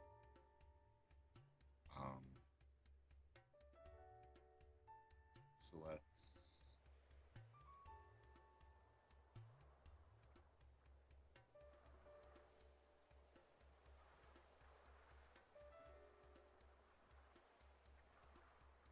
Oh, I'm going to need some real math for this. Because now we're going to be doing ratios, I believe, but inverted ratios. Because again, the novice has been the other way to count up. So I can't really count on units in the unit circle.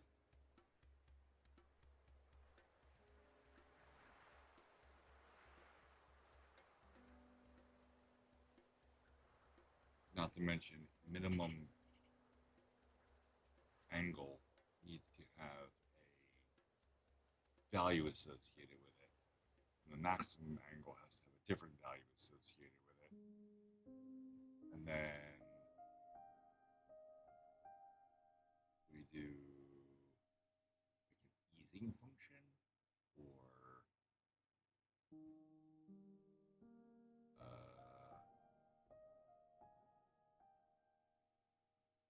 what is that called? Can't remember.